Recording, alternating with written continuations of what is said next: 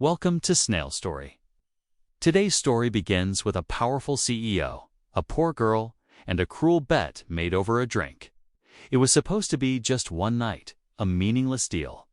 But what started as a heartless game turned into something that neither of them could walk away from. If you love emotional, healing stories about unexpected love and second chances, don't forget to subscribe, like, and turn on the notification bell. Only on Snail Story. The rooftop of the Mercer Grand Hotel buzzed with laughter, smooth jazz, and the unmistakable scent of expensive champagne. Spotlights cast golden patterns across the marble floor, reflecting off crystal glasses and designer dresses. The event was billed as a fundraiser for ocean conservation. But everyone knew it was more about being seen than saving the planet. Grayson Carter leaned against the balcony railing, half listening to a hedge fund manager drone on about a crypto loss. He nodded occasionally, sipping a bourbon he didn't even like. At 34, Grayson had everything most people dreamed of: CEO of Carter & West, a financial empire worth tens of millions, Forbes cover regular, a penthouse with an unobstructed view of Central Park. And yet tonight, the emptiness inside him was quieter than ever but heavier. He was about to make an excuse to leave when Tyler, his oldest friend and perennial devil-on-the shoulder, peered. Wearing that mischievous grin, "You look dead inside," Tyler said, handing him a scotch. "Accurate," Grayson replied flatly. "So let's play something to make it interesting." Grayson glanced sideways. Tyler's games were never innocent. Tyler nodded toward the far end of the terrace, where a jazz band was playing near a makeshift bar. Behind the piano sat a girl in a simple black dress, auburn hair loosely tied, fingers dancing across the keys like she'd been born for it. Her head was slightly bowed, face hidden in shadows, completely lost in the melody. "That one," Tyler said. "10 grand says you can't get her into bed before sunrise." Grayson raised an eyebrow. "You serious?" Tyler smirked. "Not your usual type. No jewelry, no designer heels, no glitter squad. Probably a temp hire. Not your flavor. No." Grayson looked again. She wasn't glamorous, but there was something magnetic about her, fierce, untouched by the noise. Her eyes never once lifted to the crowd. She lived in her own world. He should have walked away. He knew that. Instead, he said, 20. Tyler grinned wider. "Now we're talking." Grayson took another sip of bourbon, adjusted his cufflinks, and made his way to the piano. At first, Emma Blake didn't notice him. Her eyes were on the sheet music, though she knew it by heart. When she played piano, she didn't have to think about the unpaid rent, the hospital bills, or the job sheet. Just lost. Tonight's gig barely paid enough to fill her gas tank. But at least it came with a meal and a moment of peace. She sensed someone approaching and looked up to see him. Tall, charcoal suit, jawline sharp enough to be sculpted by Wall Street. Greed. Grayson Carter. She recognized him. Everyone in New York did. The man who turned dying companies into either gold or ash. "Do you take requests?" he asked, leaning casually on the piano like he owned the world. Emma blinked. "Depends. You planning to sing?" He laughed. "Only if you're into self-inflicted torture." She almost smiled. "What song?" "Something sad," he said. "Something honest." She studied him for a moment, hands still resting on the keys. Most rich men asked for vintage jazz or something to impress their date. But he didn't have a date, and he looked tired. She began playing a piece she'd written herself, slow, somber, with broken notes slipping into silence. It wasn't for him, not exactly, but she could tell he was really listening. Truly listening. When the last note faded, there was a fragile stillness between them. "You wrote that?" he asked. She nodded. "Beautiful," he said softly. Emma folded the music sheet. "What do you want, Mr. Carter?" Just a drink, a conversation. Maybe a walk, he said, without hesitation. She raised an eyebrow. Why me? Because you're... Not trying to impress anyone, she gave a small laugh. But inside, she wasn't laughing. She thought of her mother in the hospital. The $8,430 bill still unpaid. And the nurse's call earlier that day. Emma, if we don't receive payment this week, we'll have to reduce her care. Emma had never sold herself. But tonight, she had nothing left but music and a fracture in her chest. He didn't pressure her, didn't name a price, didn't make an offer. But she knew what he really wanted, and she knew what she needed. Ask me again after the first drink, she said. They left the rooftop 30 minutes later, walked through nameless streets. No one asked questions. She kept her walls up. He kept his charm in check. No performance. No promises. Just presence. They entered his suite. No rush, no force. He touched her like she was breakable. And for the first time in months, Emma didn't feel alone. Before dawn, she slipped out of bed, quietly dressed, walked to the desk, and pulled a folded paper from her purse, her mother's medical bill. Marked in blue ink. If you want to finish the deal properly, cover the rest of your part. E.B. She left her scarf behind. Didn't look back at the bed where he still slept, and walked out the door, unaware that she had left behind something more than just a memory. The next morning, Grayson met Tyler in his office. How'd it go? Tyler asked. Grayson tossed the scarf onto the table. Done, he said curtly. Tyler smirked. Knew it. He tossed Grayson a USB. Proof, if needed. Grayson plugged it in. The footage played, them entering, laughing. Then Emma. Alone by the window at 3 a.m., holding a photo to her chest, silently crying. He couldn't look away. She wasn't looking at him. Wasn't looking at the bed. She hadn't come for desire. Or for a game. She came from pain. And he had turned that pain into a bet. Grayson sat alone in his office on the 48th floor. Morning light filtering through the glass windows, but doing nothing to ease the hollowness in his chest. The beige scarf lay beside the neatly folded medical bill.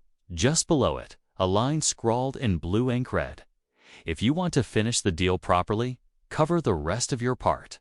He had watched the video on the USB Tyler gave him. At first, it was just the two of them entering the suite, trading a few indifferent smiles. Then the camera shifted. She was sitting alone by the window at 3 a.m. Curled in on herself, clutching a small photo frame to her chest. She never once looked at the bed. Never once looked at him. A chill ran down Grayson's spine. For the first time in his life, he felt something real. Guilt. She hadn't come for the game. Not for desire. Not because she wanted anything. She had come because she had nowhere else to go. Grayson shut the laptop and picked up the phone, calling his private finance team. I want to cover the medical bills for a patient at Memorial Hills. I need the details immediately. He read the case number off the invoice, then said, voice low, cover full cost of specialized care for the next 3 months. Anonymous, no trace back to me. Yes, sir. When the call ended, Grayson didn't feel any lighter. He didn't know why, but for the first time, one night with a woman made him want to become a better man. Meanwhile, across town in a quiet corner of Brooklyn, Emma Blake was rinsing glasses behind the bar where she worked morning shifts.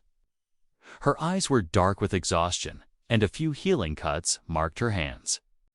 She still remembered how it felt to walk out of that luxurious hotel suite, not as painful as she'd feared, but not the relief she'd hoped for either. Back home, Emma didn't check her bank account. She didn't call the hospital to see if the remaining bill had been paid. She didn't want to know, because if he had paid, she'd feel like she had sold herself. And if he hadn't, the bitterness would only run deeper. So she chose to pretend it didn't matter the way she had learned to survive all these years. That afternoon, Grayson left the office and drove aimlessly through the streets. When night fell, he found himself parked outside a small bar in East Village. Faint piano notes drifted from inside, sorrowful, the kind of sound that barely held together those slowly falling apart. He stepped in. There she was, muzzy-titting. At an old upright piano, head slightly bowed. Her face more gaunt than the night before. Yet her fingers still moved gently across the keys, as if stopping would shatter her completely. She didn't see him. Grayson sat at the darkest table. Didn't order anything, just watched. When the piece ended, she gave a small bow to a few scattered guests, then stepped behind the bar. He stood and moved toward her before she could slip away. Emma. She froze, then turned. Surprise flickered in her eyes, quickly replaced by guarded caution. "What are you doing here?" "I came to apologize." She let out a sharp, bitter laugh. "Didn't think apologies were something you carried around when you hunt." "I wasn't hunting. Hush.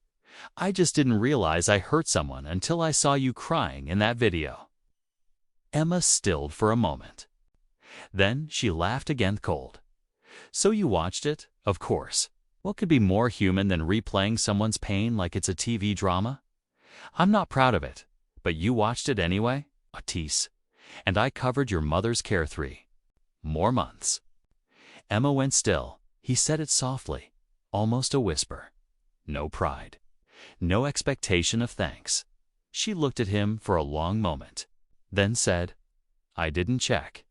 I know. Because I didn't want to find out if I really sold myself or was just a fool." Silence. He didn't deny it. "Grayson, don't come near me again. I don't have anything left for you to save." She turned and walked toward the back room without looking back. Grayson stood there, frozen, not because he'd been rejected, but because he had made someone lose faith in themselves. 2 days passed, and Grayson still hadn't seen Emma again. He returned to the bar in East Village, ordered a black coffee, and sat at the same corner table where he had once watched her play. Not because he expected her to show up, but because he had no idea where else to start, except the place where he first realized he'd been wrong. The bartender was a young guy, blue hair, nose ring, a walking contrast to the bar's vintage jazz vibe. Grayson asked the pianist Emma, "Does she still work here?" The kid looked at him for a few seconds, then nodded. "She took a few days off. Didn't say why." "Do you know where she lives?" "I just want to. Sorry, we don't give out employee info." Grayson nodded. He wasn't surprised, and he didn't blame the kid. If he were Emma, he wouldn't want to be found either. That afternoon, Grayson drove back to the office but didn't go in. He sat in his car, staring up at the skyscraper that bore his name, feeling more like a stranger to it than ever before. Mason, his trusted assistant, called, his voice hesitant. "Sir, you still haven't signed off on next week's meeting docs. PR's waiting on your confirmation for the university sponsorship." Grayson cut him off.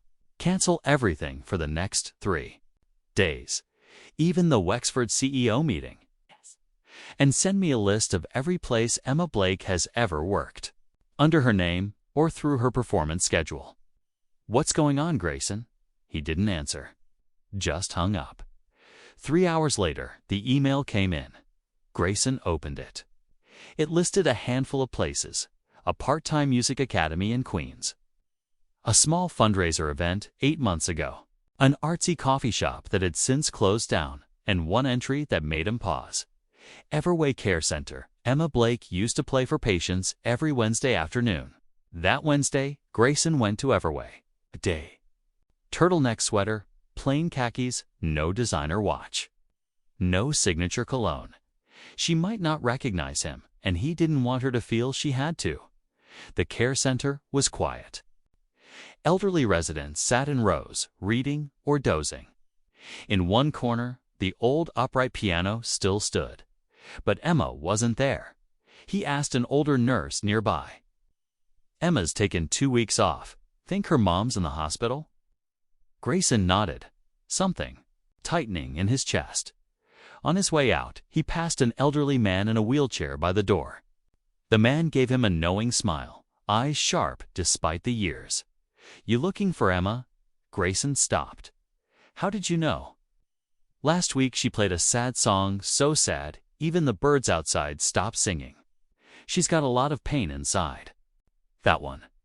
The old man looked straight at him. "You're the reason," she cried, "aren't you?" Grayson said nothing, just lowered his head. The old man chuckled softly. "Then don't try to apologize.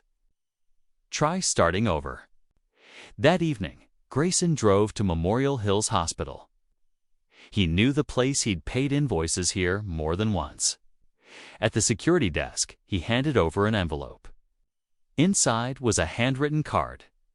"Emma, I have no right to ask for forgiveness. But if there's anything your mother needs, meds, care, even just a warm meal, call this number. No strings, no expectations." GC, he waited outside for a few minutes, staring up at the third-floor window where a soft white light glowed behind the glass. He didn't see her, but he hadn't come to see her. He came so he wouldn't keep hiding from himself. Inside the patient room where Emma's mother lay asleep, Emma held the envelope the nurse had just handed her. She opened it. Her hands trembled slightly when she saw the familiar handwriting. The number was handwritten too. Not a secretary's, not an office line. His personal number. Emma didn't call. She folded the card, slid it into her coat pocket, then leaned over to gently adjust the blanket on her mother. Her voice was a whisper. "Mom, I don't know what to believe anymore. But people don't handwrite cards for lies, do they?" Saturday. A light rain fell. Emma left the hospital at 8 p.m., her thin coat soaked through, arms wrapped around a paper bag carrying her mother's dinner. Each step on the sidewalk felt like dragging a month's worth of exhaustion behind her. She didn't check her phone, didn't open her emails, but in her coat pocket, Grayson's handwritten card was still.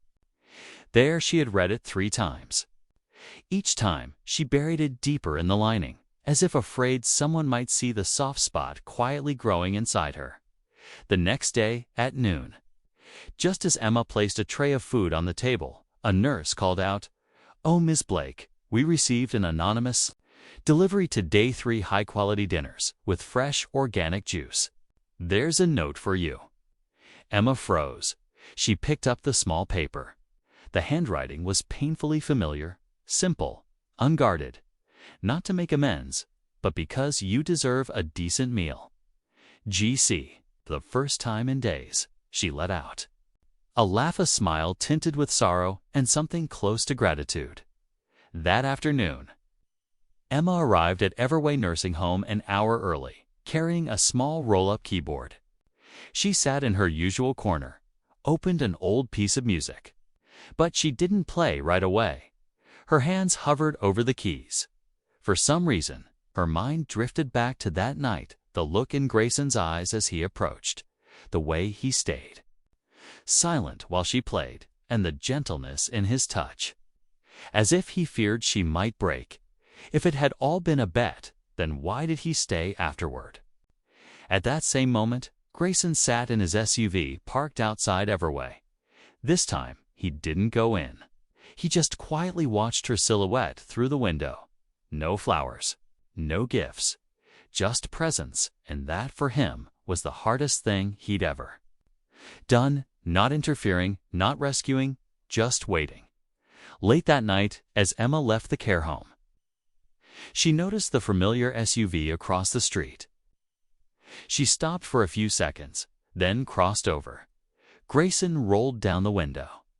"I wasn't trying to bother you," he said quickly.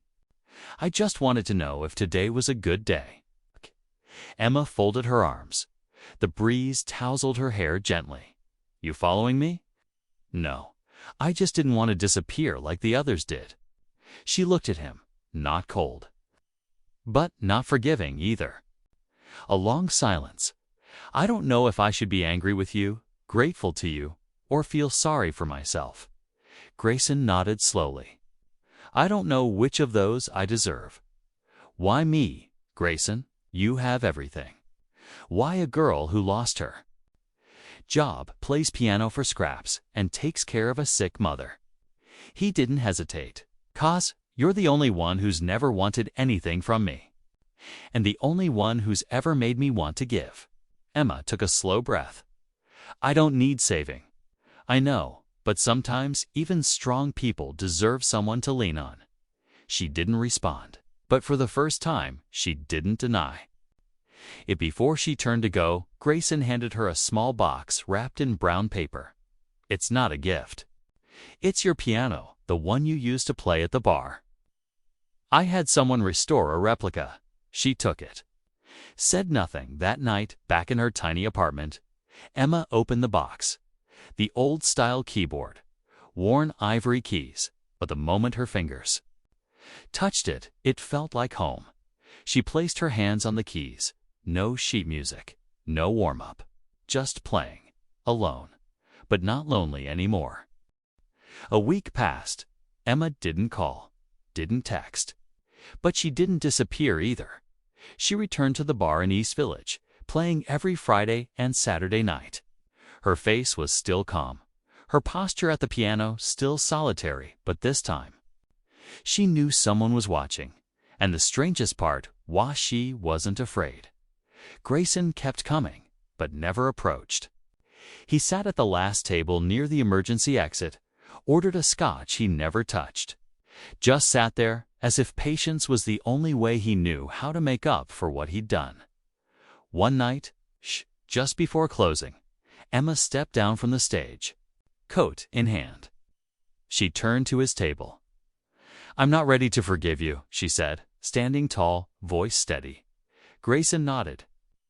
I'm not in a rush. Just knowing you're okay is enough. But I don't want to be followed around like this forever. I'll step back if that's what you want.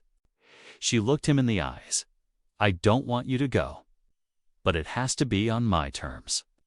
2 days later, they met at a small breakfast diner in Lower Manhattan.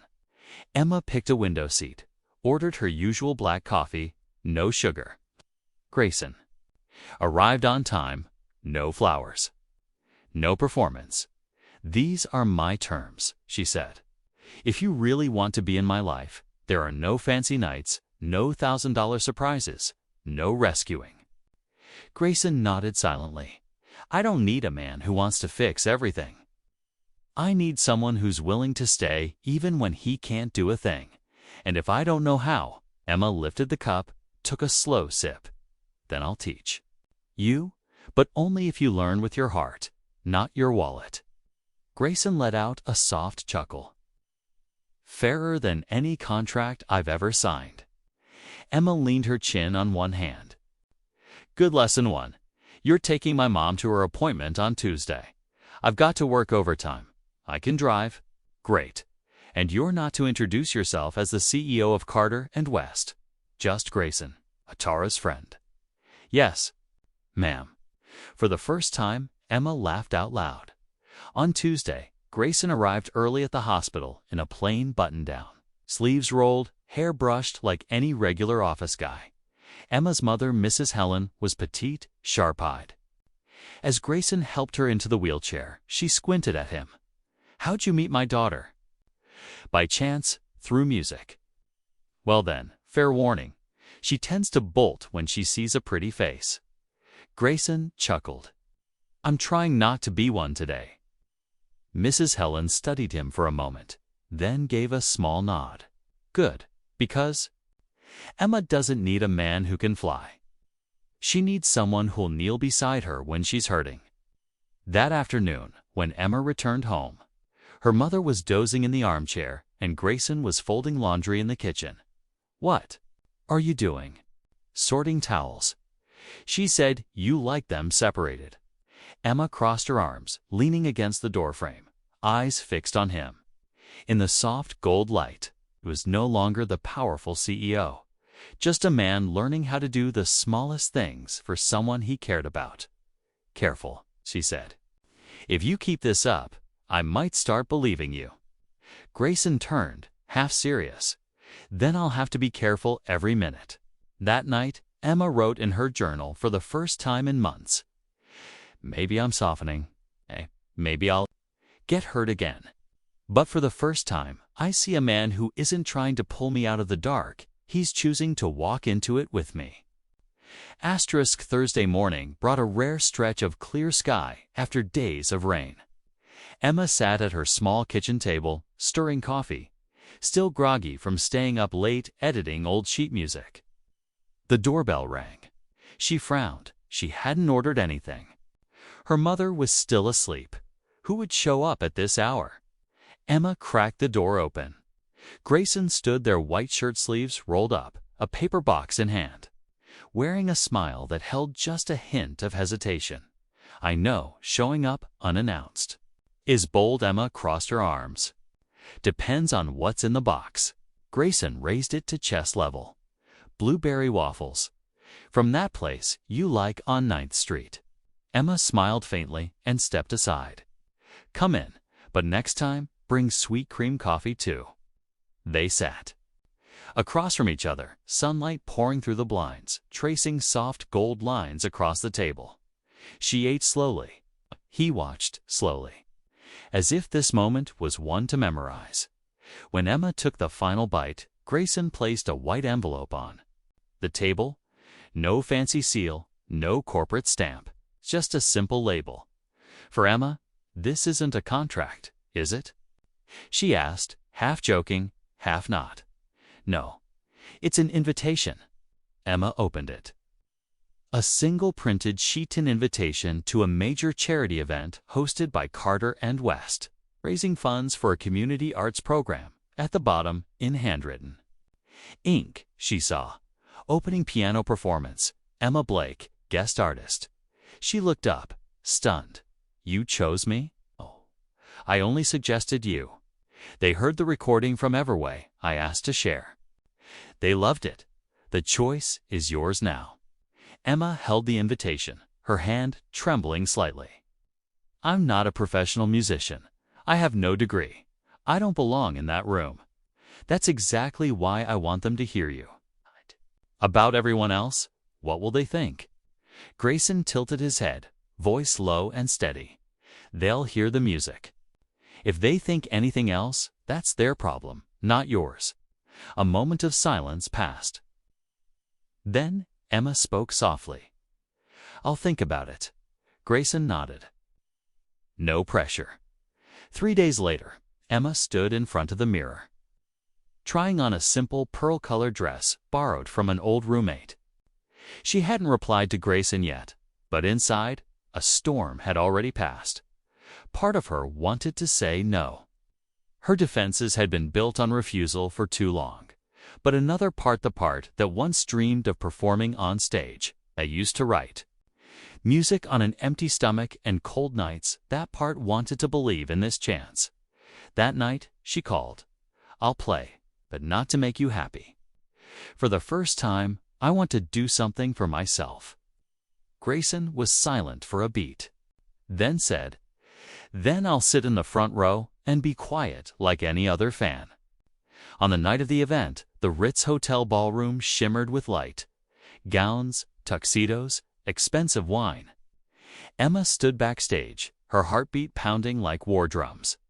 From the podium, the MC spoke, "And now, to open our musical evening, please welcome an artist whose music has touched the hearts of those often unheard." Grayson sat in the second row, among his business partners, not turning, not whispering, just staring straight ahead. Emma stepped out. The room fell silent. A spotlight hit the pearl-colored dress, her hair tied in a soft bun. No diamonds, no designer heels. Just a woman with a piano and a grief that had once been turned into melody. She placed her fingers on the keys, closed her eyes, and began to play. She played like each note was a confession. About life, about her mother. About a night she thought she'd lost herself, but somehow found who she really was. About a man who waited silently, never forcing. about herself not as a victim, but as a musician. When the final note rang out, the room erupted in applause, not because of fame, but because they'd just heard something real. Emma stood, bowed. Among the sea of clapping hands, her eyes searched for one person and found him. Grayson didn't stand, didn't clap first. He simply looked at her. His eyes were quiet, grateful, and asked for nothing. Emma smiled. A real smile. 3 days after the performance, a video of Emma playing the piano began circulating on social media. No flashy backdrop, no dramatic introduction, just the music honest, gentle, and real. People began asking, "Who is she?" Came a Blake. Independent musician. Where did she perform before? No one knows. Does she have a manager? She doesn't. When reporters started calling the East Village bar for interviews, Emma froze. "We'd love to hear your story. How you went from being anonymous to taking the stage." But she had no polished answer, only the truth. Grayson saw the video on TikTok while waiting in a boardroom. His heart sank not from fear, but pride. She had shown up, had let the world see her. No filters, no protection, and without needing him. He thought about calling to congratulate her, then stopped. Emma had been brave. This time, she deserved to shine on her own. That evening, Emma returned home to find a strange package waiting. Inside was an envelope, no name, no sender. She opened it, a photo. Her and Grayson caught on a hallway camera at the Mercer Grand Hotel. Date and time stamped clearly. Below it, in all caps, printed in black ink. "Did you know that night was?" "Just a bet." Emma froze. Her fingers clutched the edge of the photos. Her vision blurred. The next morning, Emma didn't show up at Everway. Didn't go to the bar. Didn't answer her phone. Grayson called. No reply. By the third day, he showed up at her apartment. The door was locked. For the first time in weeks, the distance between them felt like it had returned overnight. Emma sat on the back steps of Memorial Hills Hospital, the one place no one thought to look. The photo trembled in her hand. It couldn't be true, but maybe it could. She thought back to everything, how he approached her, how easy it all felt, and that familiar look one she'd seen before in men who only wanted something from her had. She been naive? Or had she convinced herself to believe in something she so desperately wanted to be real? That night, Grayson went to find her one last time, this time at Everway. When he saw her sitting alone by the piano, her back slightly hunched, he paused. Didn't call her name. Emma looked up first. Her eyes were no longer soft like they'd been on those recent music nights. They were the eyes of someone who'd been betrayed. Was it a bet? She asked flatly. Grayson froze. Emma, one word. Grayson. Yes or no? He closed his eyes, then opened them. Yes. She stood up instantly. So everything after that was just an act. No. He stepped forward. It started that way, but after that, Emma, after that, it was real. She let out a dry laugh sharp as a blade across his chest. Real? Then why did I learn it from an anonymous envelope instead of your mouth? Because I was scared to lose you. Scared that if you knew the truth, you'd disappear, like I'm doing now. Silence. Emma looked at him for a long time. I can forgive someone who did wrong. But I can't forgive someone who chose silence when they should have chosen honesty. Grayson didn't chase her when she walked out of the hall. He stood there alone, in the darkness of what had once been a place of healing. The next day, rumors spread. Emma Blake, the woman from the viral piano video, had once been the subject of a private bet between CEOs at an exclusive rooftop party. No names were mentioned, but anyone who knew Grayson could put the pieces together. Carter and West's PR department spiraled into panic. Tabloids dug up photos, timestamps, hotel records, and Emma, the woman who had stepped into the light for her talent, was being dragged back into the shadows. she never asked for. Grayson called an emergency board meeting. One assistant leaned in and asked softly, "Sir, do you want to release an official statement?" He shook his head. "I'll speak to the press myself. But before that, I have to see her." Asterisk on social media. The name Emma Blake was everywhere. No longer paired with emotional pianist, but now with the girl who was a bet. CEO Carter's one-night stand. Victim or social climber. Emma sat in her small apartment, curtains drawn, phone off. Every new notification sounded like a punch. Some defended her. Some insulted her. Some pitied her. And none of them knew her. On the table lay the photo and black ink message that had detonated it all. She'd torn it in half, but the pain remained whole at Carter and West headquarters. Grayson stood under the harsh lights of a special press conference broadcast live across major networks. Behind him was the company logo. In front, rows of reporters and flashing cameras. His assistant Mason leaned in and whispered, "We still have time to spin this. We can frame her as someone who—" "No," Grayson interrupted. "For the first time in my life, I'm not rewriting the truth." He stepped onto the podium. No notes, no teleprompter. His voice was steady, almost unnervingly calm. "I'm Grayson Carter, CEO of Carter and West. And today, I don't speak for this company, its shareholders, or its brand. I speak as a man who made a mistake." The room went silent. A few months ago at a charity gala, I accepted a cruel bet from a friend that I could seduce a woman before sunrise, and I chose Emma Blake. He paused, met the lens head in. At the time, I thought it was just a game. But Emma is not a game. She is a musician, a devoted daughter, a woman braver than anyone I've ever known. I approached her with a lie, but it was the truth in her that changed me. There were murmurs now, cameras raised, whispers growing. Louder, but Grayson pressed on. "I'm not here to save face. I'm here to own what I did.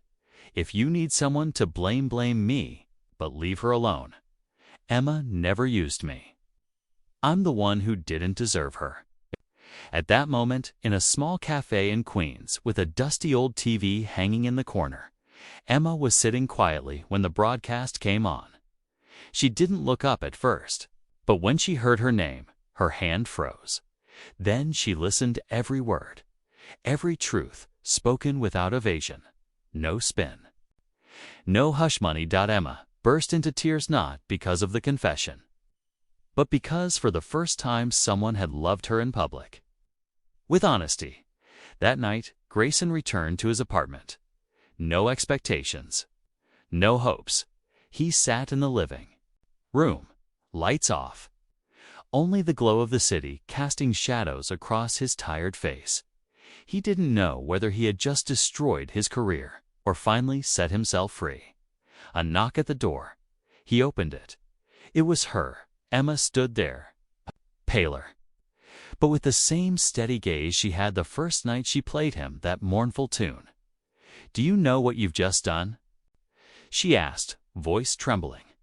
"Yes, I've probably lost half my net worth, my position, and definitely a mountain of contracts."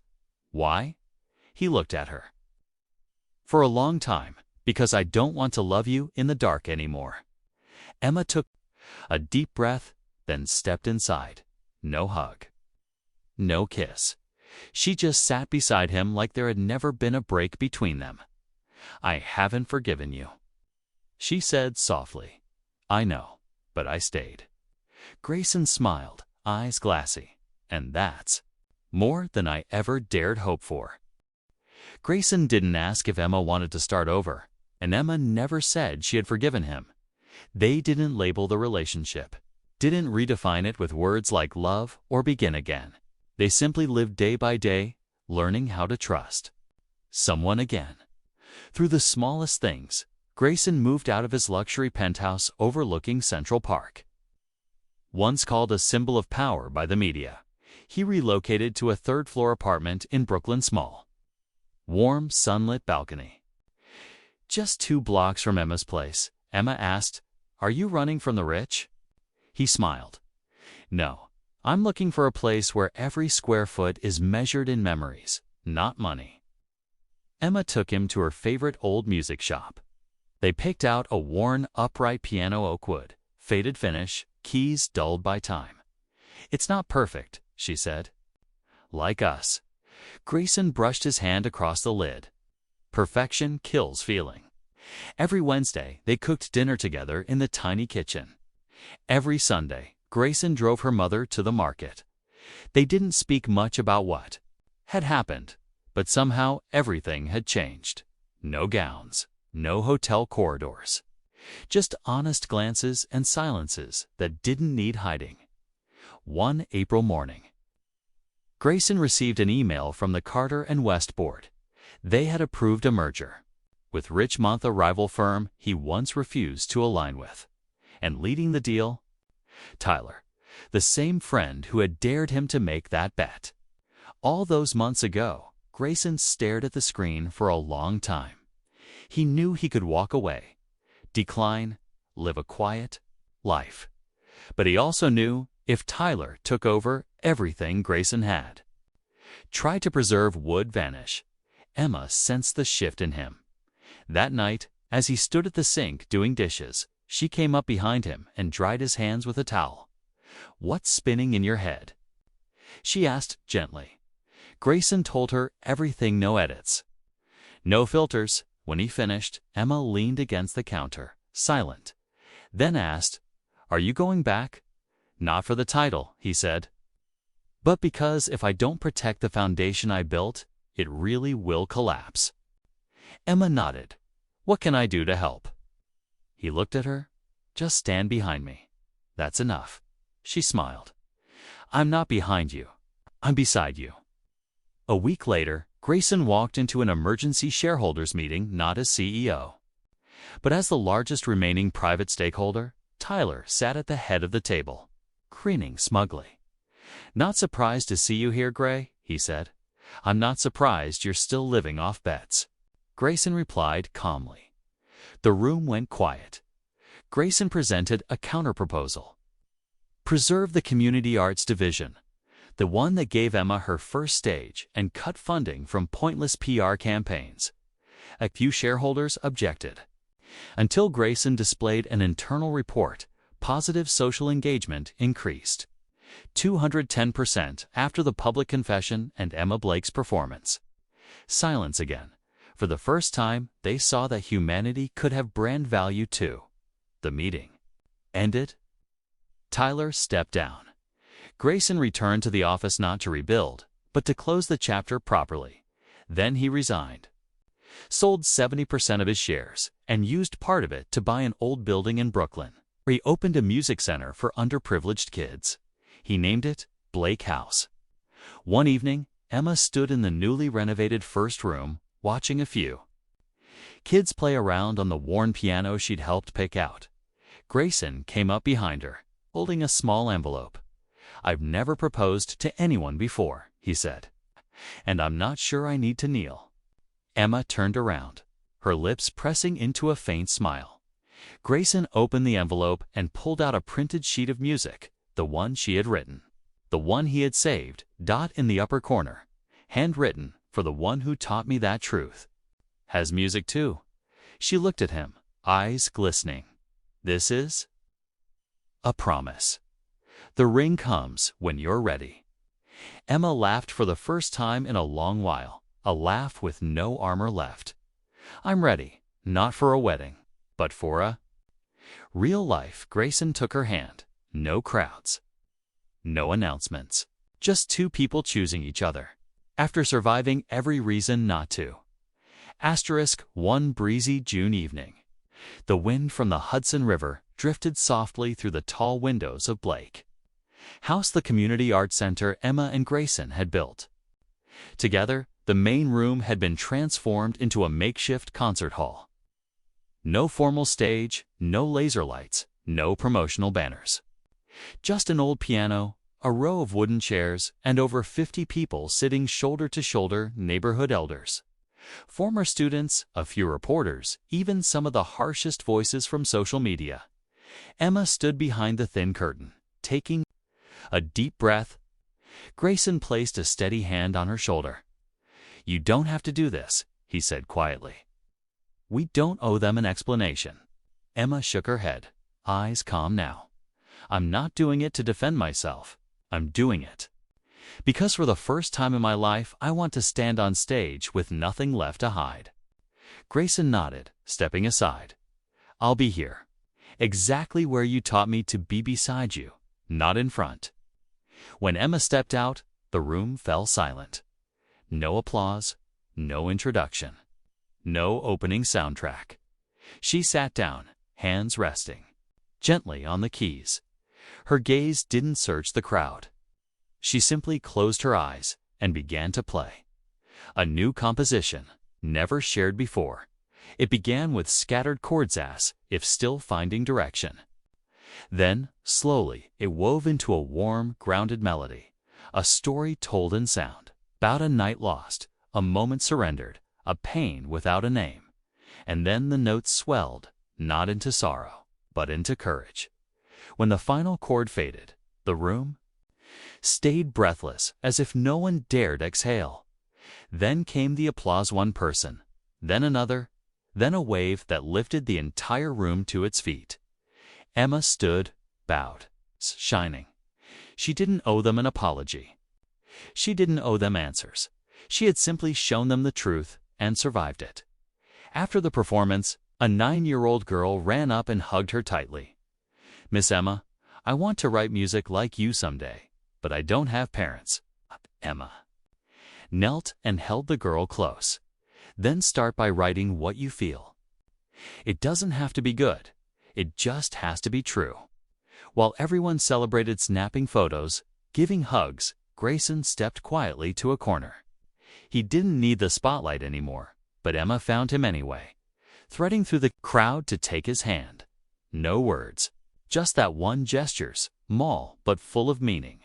It made his heart tremble. A week later, during a private Blake House staff meeting, Emma stood up and announced, "We're launching a free summer program for children without families, fully funded by the Carter and Blake Foundation."